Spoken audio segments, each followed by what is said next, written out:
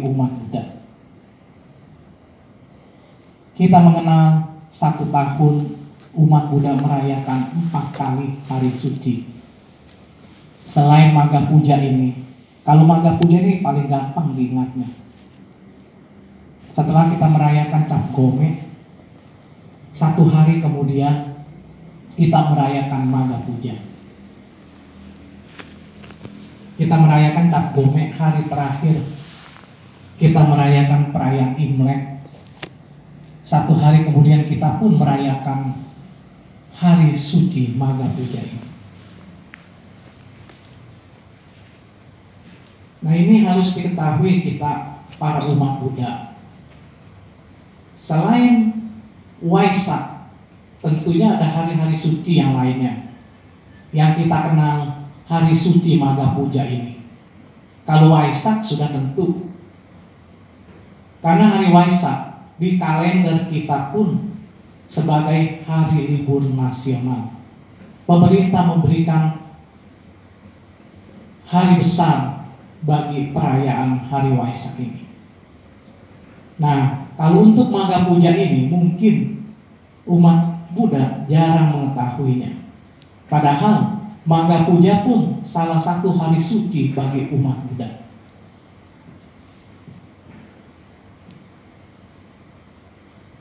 Kemudian hari suci yang lainnya yang tadi sudah saya sebutkan, yaitu hari suci Waisak. Kita memperingati Tri Suci Waisak. 3 peristiwa penting yang terjadi pada diri Sang Buddha Gautama, yaitu lahirnya Pangeran Siddhartha Gautama di Taman Lumbini. Kemudian Pangeran Siddhartha mencapai pencerahan, mencapai penerangan agung, mencapai Nibbana di hutan Gaya atau di Bodh Gaya, di bawah pohon Bodhi pada usia 35 tahun. Terus 3 peristiwa penting lainnya di Tri Suci Waisak ini, yaitu parinibbananya Sang Buddha Gautama pada usia 80 tahun di Kusinara. Kemudian hari suci lainnya yang kita ketahui di dalam agama Buddha, selain Magha Puja, Tri Suci Waisak, juga hari suci Asada. Asada pun merupakan nama kalender dalam Buddhis yang jatuh pada bulan Juli. Waisak pun merupakan nama bulan ya dalam kalender Buddhis yang jatuh pada bulan Mei. Asada jatuh pada bulan 7 atau bulan Juli. Hari suci Asada kita pun merayakan, selain hari suci Asada kita pun merayakan hari Dhamma. Kenapa kita sebut hari Dhamma pada hari suci Asada ini? Karena pada hari suci Asada ini Sang Buddha membabarkan khotbah Dhammanya untuk pertama kali di Taman Rusa Isipatana kepada 5 orang pertapa, teman seperjuangan beliau ketika sama-sama bertapa di hutan Urwela.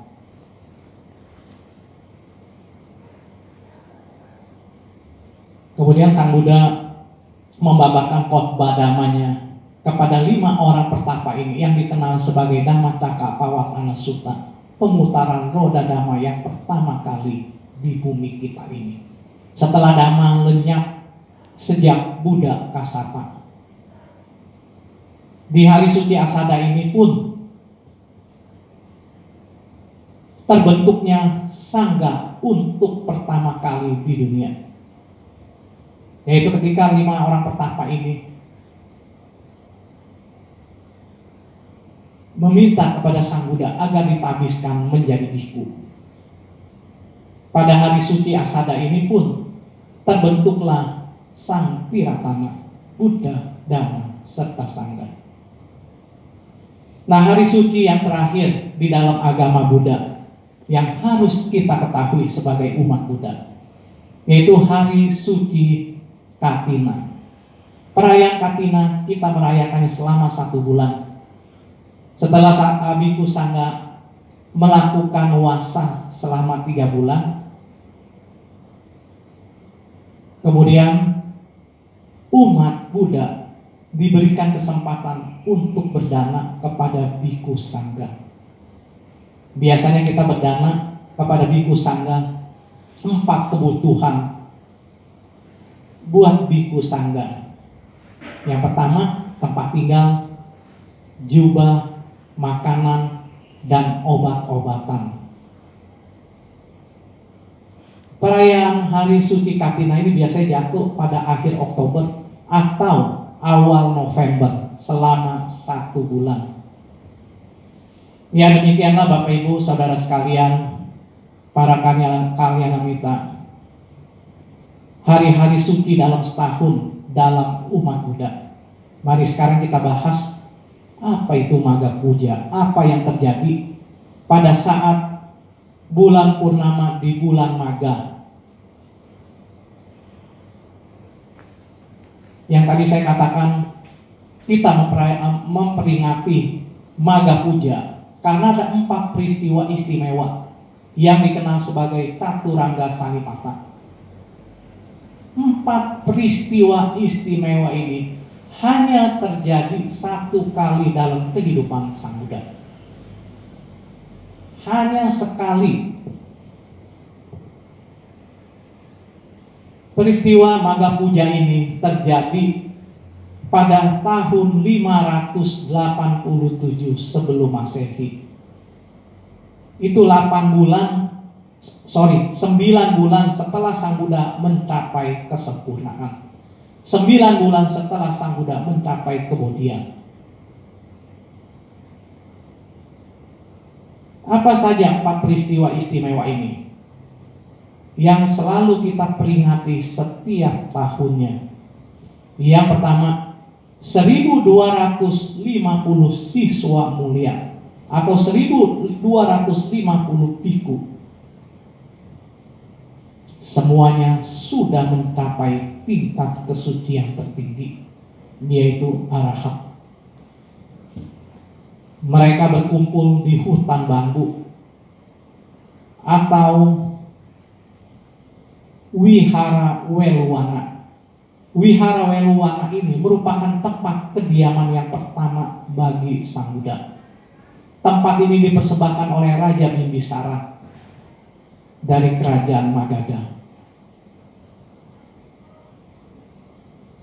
Karena wihara weluwana ini memang kurang dikenal ya. Biasanya kita lebih mengenal wihara Jetawana. Juga ada wihara Ubarama yang didirikan oleh Wesaka atau Wisaka, seorang pendonor wanita yang sangat besar bagi perkembangan Buddha Dhamma pada zaman Sang Buddha. Beliau mendanakan wihara Ubarama. Kalau wihara Jetawana didanakan oleh saudagar kaya Anathapindika. Nah, wihara Weluwana ini adalah wihara pertama yang dihuni oleh Sang Buddha. Persembahan dari Raja Bimbisara dari kerajaan Magadha. Nah, peristiwa penting atau peristiwa istimewa yang kedua, 1250 biku ini semuanya ditabiskan oleh Buddha sendiri dengan ehi biku upasampada. Jadi seluruh biku ini semuanya ditabiskan oleh Buddha dengan sebutan ehi biku upasampada. Upasampada itu penabisan seseorang menjadi biku atau penabisan seseorang ke dalam biku sangga. Di dalam upasampada ini kita mengenal ada 3 jenis upasampada. Yang pertama, ehi biku upasampada. Ini hanya dilakukan oleh seorang Buddha. Jadi para bapak, ibu, saudara sekalian, para kalyanamita, apabila ingin menjadi seorang biku, tentu saja upasampadanya bukan ehi biku upasampada. Karena ini hanya dilakukan oleh seorang Buddha. Ehi biku, kemarilah biku. Dhamma telah sempurna dibabarkan. Laksanakan kehidupan suci, singkirkan penderitaan.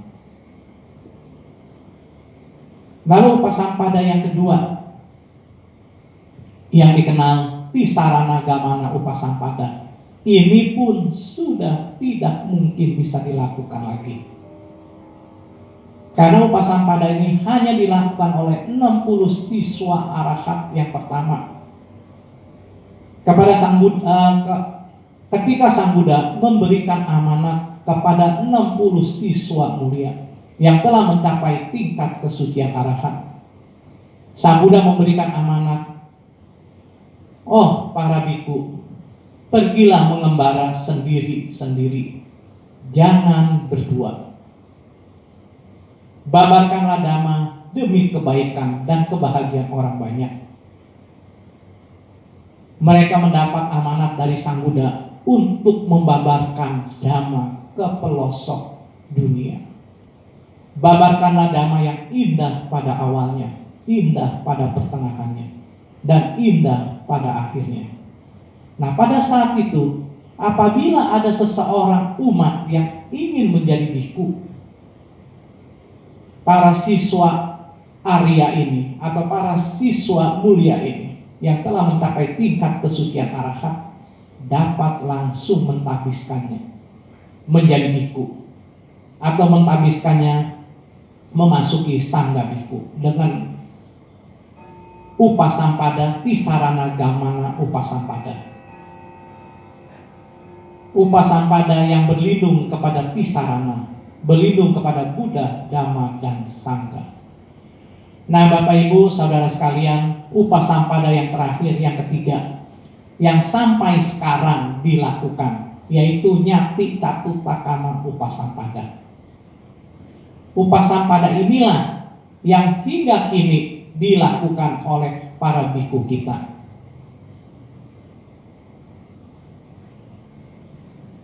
Nyati Catutakama Upasampada, apabila seseorang ingin menjadi biku, minimal harus dihadiri oleh 5 orang biku.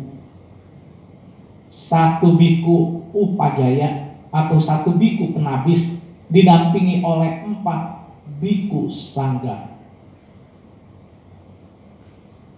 Nah, peristiwa istimewa yang ketiga yang terjadi dalam kehidupan Sang Buddha Gautama ini terjadi hanya 1 kali dalam kehidupan Buddha Gautama.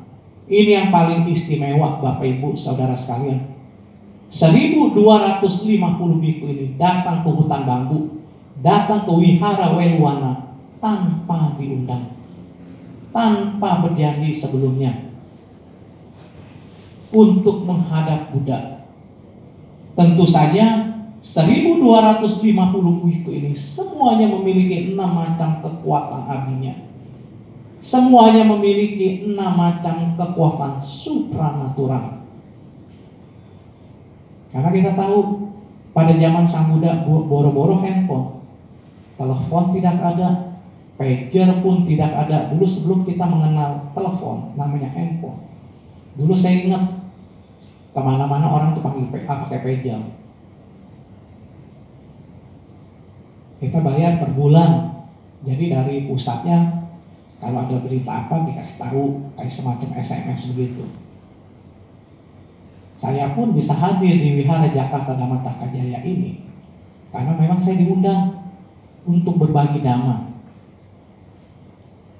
Tapi waktu zaman dulu, waktu zaman Sang Buddha, boro-boro handphone, tidak ada segala macam alat komunikasi. Tetapi mereka bisa berkumpul di satu tempat, menghadap Sang Buddha untuk memberi hormat kepada Sang Buddha, melaporkan penyebaran dhamma yang telah mereka lakukan.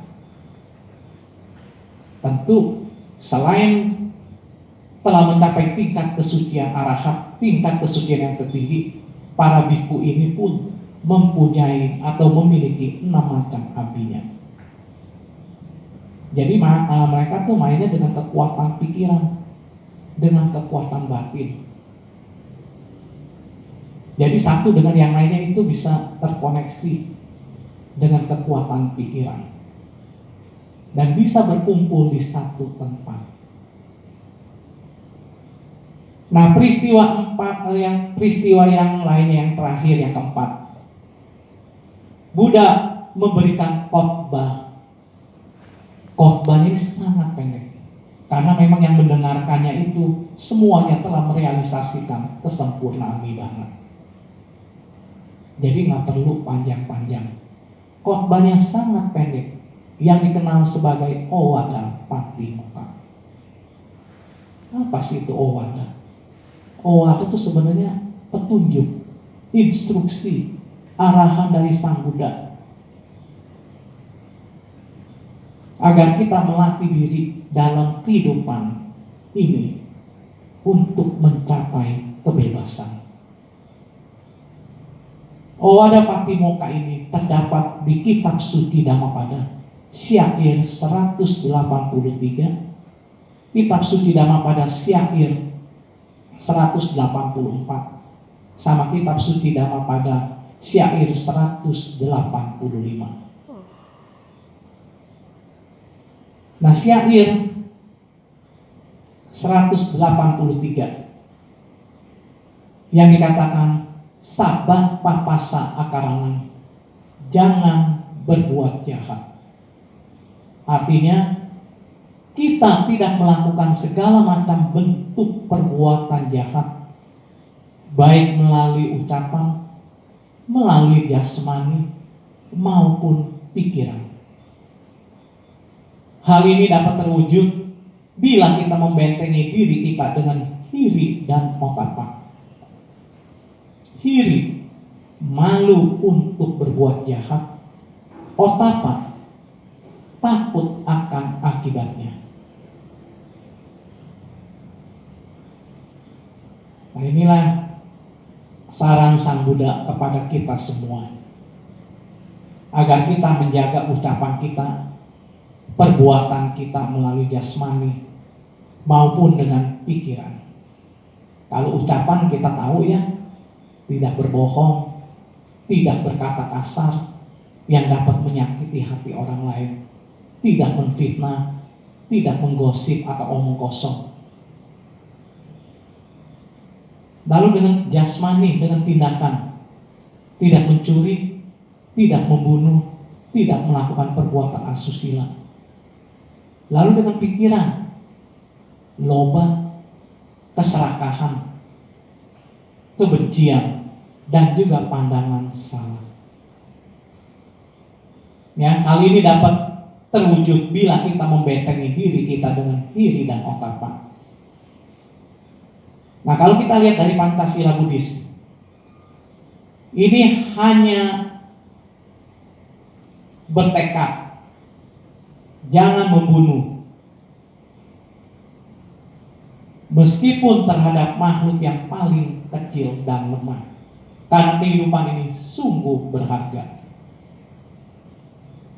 Jangan mencuri karena merugikan orang lain dan juga diri sendiri. Jangan berbuat asusila, perbuatan yang paling dikutuk oleh semua orang. Jangan berbohong, karena semua orang ingin diperlakukan dengan jujur.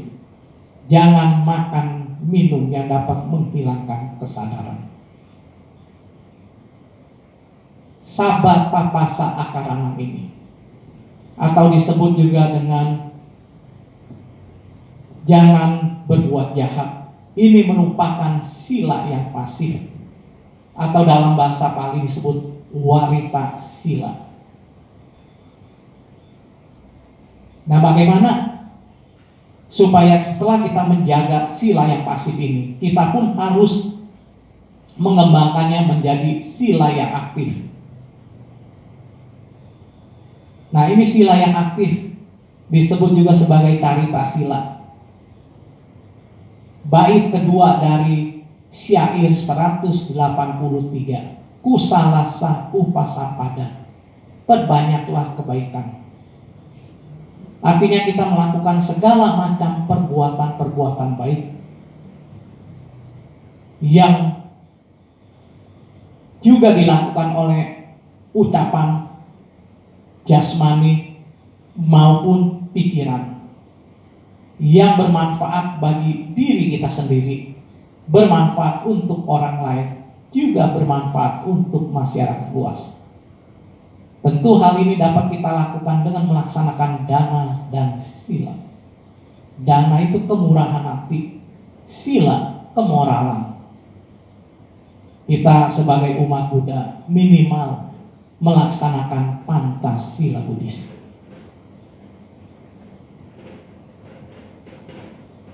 Nah, sila yang aktif ini atau carita sila dikatakan kalau tadi sabah papa saakaranam, jangan membunuh.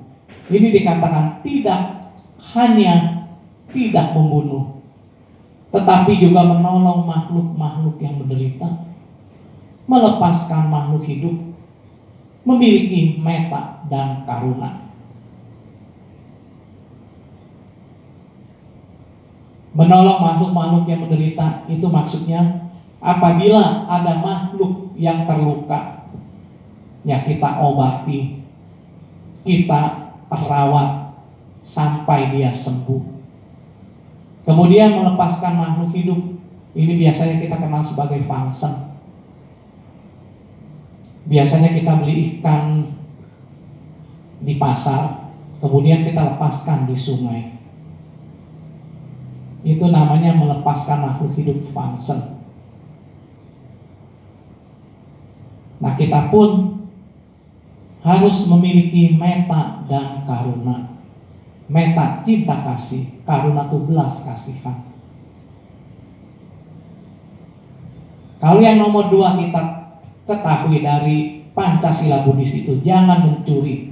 Ini dikatakan tidak hanya tidak mencuri, tapi juga berdana, menolong dan membantu orang yang sedang kesusahan, memiliki mata pencarian yang benar. Bapak Ibu saudara sekalian, para kalyanamita, kalau kita menolong orang yang lagi kesusahan, contohnya ini sangat baik sekali ya Bapak Ibu saudara sekalian. Contohnya kita memberikan orang yang butuh makan, yang sedang kelaparan, atau untuk membeli obat tapi tidak ada duit. Nah, ini sangat baik sekali Bapak Ibu saudara sekalian. Kita berdana kepada orang-orang seperti ini. Tapi biasanya memang kita tidak mudah menemukan orang-orang yang seperti ini. Ya, entah karena parami kita memang tidak memadai. Bapak Ibu saudara sekalian, para kalyanamita, jangan pikir kita berbuat baik itu mudah. Kalau kita tanpa didukung oleh parami yang memadai, kita berbuat baik pun itu sulit. Nggak gampang itu, banyak halangannya. Oleh karena itu, pupuklah, banyak-banyaklah berbuat baik, agar kita mudah melakukan perbuatan-perbuatan baik selanjutnya. Bahkan bila memungkinkan, kita bisa mencapai tingkat-tingkat kesucian. Nah, terus yang ketiga, kalau di dalam Pancasila Buddhis, jangan melakukan perbuatan asusila. Tidak hanya tidak berbuat asusila kalau di carita sila atau sila yang aktif, tetapi juga membangun kehidupan rumah tangga yang harmonis, menghargai pasangan, menghormati pasangan, setia kepada pasangan. Kemudian yang keempat, tidak hanya tidak berbohong, tapi juga mengucapkan kalimat-kalimat yang baik, tidak berbicara sinis, suka menyindir, mengancam, mengucapkan kata-kata yang menusuk orang lain. Dan sila yang terakhir dari Pancasila Buddhis, tidak hanya tidak makan dan minum yang melemahkan kesadaran, tapi juga makan dan minum yang sehat, dan menjaga kesadaran dengan bermeditasi. Bapak Ibu Saudara sekalian, para kalian wanita yang saat ini sedang menyaksikan melalui kanal YouTube, untuk menjaga sila yang pasif maupun melaksanakan sila yang aktif, Sang Buddha memberikan nasihat kepada kita semua agar kita memiliki kanti. Kanti itu kesabaran, dan wirya itu semangat. Jadi kesabaran dan semangat ini keduanya harus berjalan bersama agar berhasil. Nah, yang terakhir, Sati Tapa Pariyodhapanang. Sucikan pikiran kita sendiri dengan meditasi. Inilah hal yang terakhir. Hal yang terakhir ini harus kita laksanakan dengan membersihkan pikiran kita dengan bermeditasi. Nah, Sati Tapa Pariyodhapanang ini saya ingin menjelaskan secara lebih mendetail. Karena kalau hal yang terakhir ini tidak saya uraikan, bukanlah agama Buddha.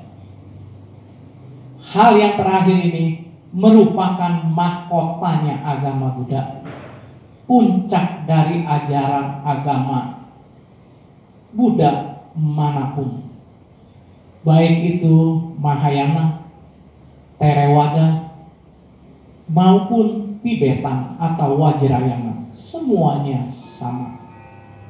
Kalau saya hanya menguraikan jangan berbuat jahat, tambahkan kebaikan, selesai. Ini bukanlah agama Buddha. Ini sama dengan ajaran-ajaran yang lainnya. Justru puncak ajaran dari guru agung agama kita adalah bersihkanlah pikiranmu sendiri. Ini bukan pilihan Bapak Ibu Saudara sekalian. Membersihkan pikiran kita sendiri bukanlah pilihan. Bukan pula sukarela namanya, tetapi keharusan. Mengapa keharusan? Karena semua perilaku kita datangnya dari pikiran kita. Penderitaan bersumber dari pikiran kita. Kebahagiaan juga bersumber dari pikiran kita.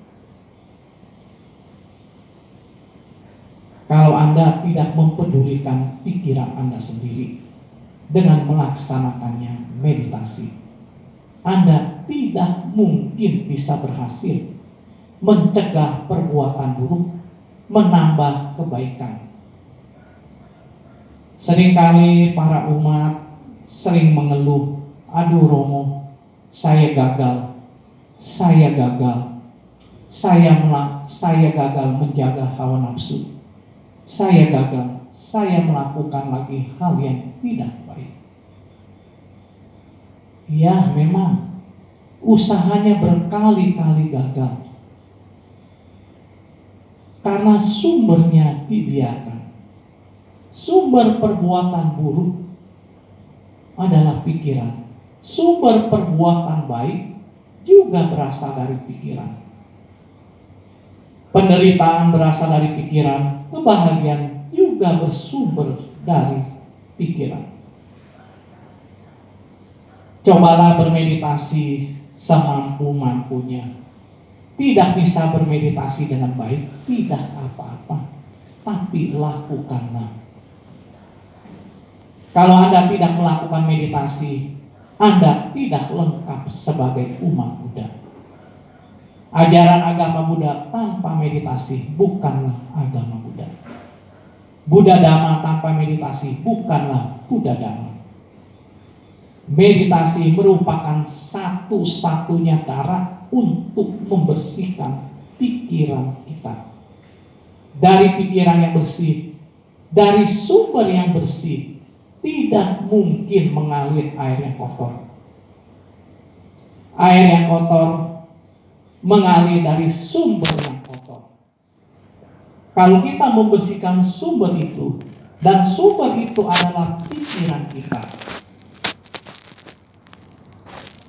Maka ucapan dan perbuatan otomatis menjadi baik. Bapak Ibu Saudara sekalian, para kalian amita, inilah inti ajaran dari agama Buddha. Inti ajaran dari semua kelompok agama Buddha. Bahkan inti ajaran dari para Buddha. Jangan berbuat jahat, tambahkan kebaikan, sucikan pikiran dengan bermeditasi. Inilah ajaran para Buddha. Para Bapak Ibu Saudara sekalian, pada hari suci Maga Puja ini, Sang Buddha pun mengumumkan mengangkat dua siswa utamanya, yaitu Yang Mulia Bante Sariputta dengan Yang Mulia Bante Mahamoggallana sebagai siswa utama beliau. Ini kedua siswa utama ini diangkat pada saat hari suci Maga ini, yang dikenal sebagai Aga Sawaka.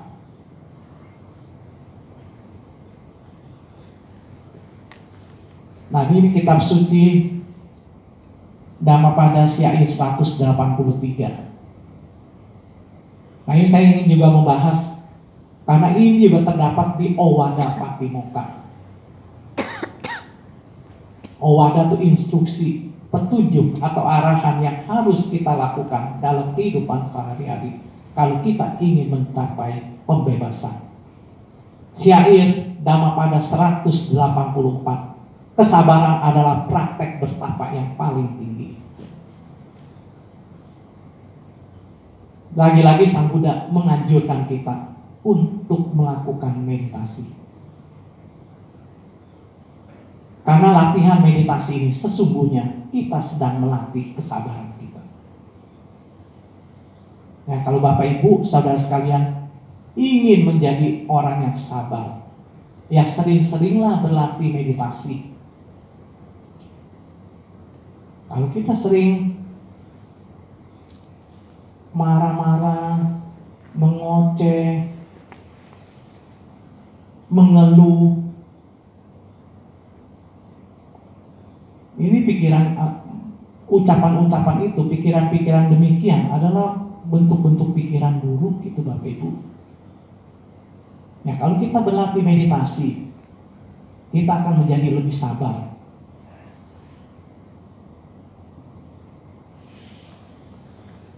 Latihan meditasi sesungguhnya kita sedang melatih kesabaran kita. Nibbana adalah yang teragung. Nibbana adalah kebahagiaan tertinggi. Memang Nibbana adalah tujuan akhir dari umat Buddha. Dengan mencapai Nibbana, berarti kita telah membasmi secara total kekotoran batin yang berupa loba, dosa, dan moha. Pencapaian Nibbana tidak usah harus tunggu mati dulu. Pencapaian Nibbana, seorang arahat sudah mencapai Nibbana yang disebut dengan Saupadhisesa Nibbana. Padamnya semua kilesa, padamnya semua kekotoran batin, loba, dosa, moha ini. Tetapi masih mempunyai nama dan rupa, masih mempunyai jasmani dan batin, masih mempunyai pancakanda, 5 kelompok kehidupan, yaitu seorang arahat yang masih hidup disebut Saupadhisesa Nibbana. Jadi pencapaian Nibbana ini bisa dicapai selagi hidup. Pencapaian Nibbana yang kedua yang disebut Anupadhisesa Nibbana. Padamnya semua kilesa, padamnya semua kekotoran batin, juga padamnya nama dan rupa, juga padamnya pancakanda, 5 kelompok kehidupan, padamnya jasmani dan batin, yang biasanya disebut seseorang yang telah mencapai nibbana. Ketika mangkat atau meninggal, itu sebutannya parinibbana, karena sudah mencapai nibbana, suatu keadaan yang terbebas dari penderitaan. Inilah tujuan akhir dari agama Buddha.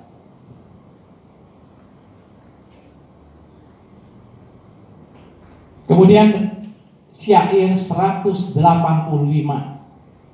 dalam kitab suci Dhammapada. Tidak menghina, tidak menyakiti, mengendalikan diri sesuai dengan patimokkha, makan secukupnya, berdiam di tempat sunyi, giat mengembangkan batinan luhur. Inilah ajaran para Buddha. Kita tahu ajaran Buddha mengutamakan tanpa kekerasan, tidak mencelakai, tidak menyakiti semua makhluk.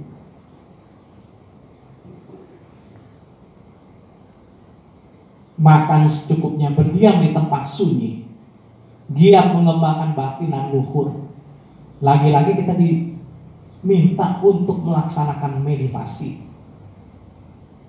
Ya, memang Bapak Ibu Saudara sekalian, para kalyanamita yang saat ini masih menyaksikan melalui kanal YouTube, pokok utama dari ajaran Guru Agung kita Sang Buddha Gautama adalah meditasi.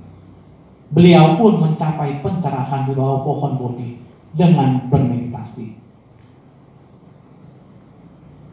Bahkan para Buddha, bahkan Sang Buddha sendiri, juga para murid beliau, setelah mencapai pencerahan pun setiap hari masih melakukan meditasi.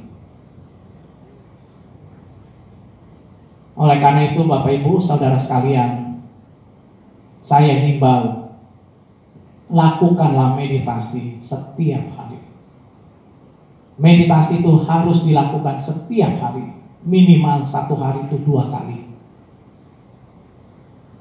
Malam sebelum kita tidur, kita lakukan meditasi. Dan pagi hari sebelum kita melakukan kegiatan, kita lakukan meditasi terlebih dahulu. Kalau tidak bisa bermeditasi setengah jam, 15 menit, 15 menit tidak bisa, ya 10 menit. Meskipun bermeditasi selama 10 menit, tapi awalnya kita harus